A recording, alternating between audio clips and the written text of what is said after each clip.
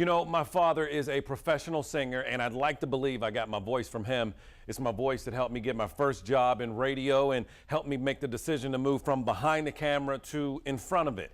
That being said, I've never given my voice much thought, or more importantly, the ability to speak. That is until now.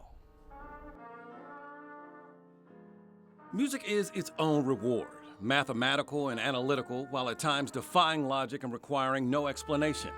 It is a language unto itself. There was a time when Lewis Smith was bilingual. He played, made, and interpreted music at the highest level, along with such greats as Miles Davis, Dizzy Gillespie, and even Count Basie. 4 CDs for Blue Note during that period of time in the 60s. After releasing those first few albums on the famed Blue Note Records, Lewis decided to return to the place his musical vocabulary began to take shape, Ann Arbor, where he would eventually meet his wife of 38 years. When he first came here, he was teaching jazz band for junior high students. After about a couple of years at the University of Michigan. His alma mater. He would go on to become an adjunct professor at U of M as he continued recording and performing around the world. We used to go to France and other countries to play, and people knew him better. Lewis Smith's musical career spans 6 decades. In that time, he released more than a dozen records, but in 2005, the music stopped. Like that. He suffered a massive stroke, even unable to speak. His wife Lulu was advised to place him in a nursing home, but she had a better idea.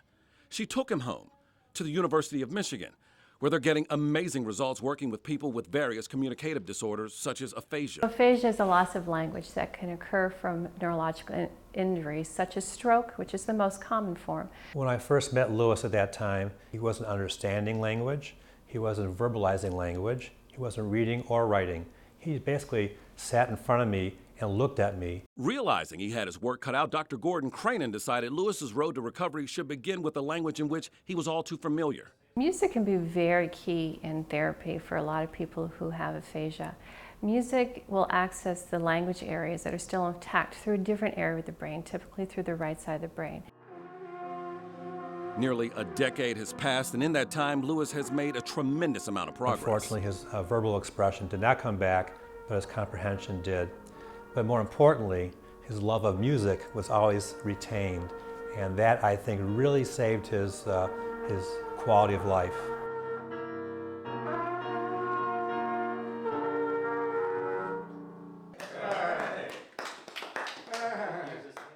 Lewis has a long road to recovery ahead of him, but he's in good hands. The aphasia program at the University of Michigan is one of the best in the country, but the major obstacle they face is funding. If you'd like to help out, you are in luck because there is a jazz concert benefiting the aphasia program in honor of Lewis Smith. It's taking place this weekend. It's at Bab's Underground Lounge in Ann Arbor. It takes place this Sunday from 2 until 4. Your attendance will speak volumes. We have more information on our website, WXYZ.com.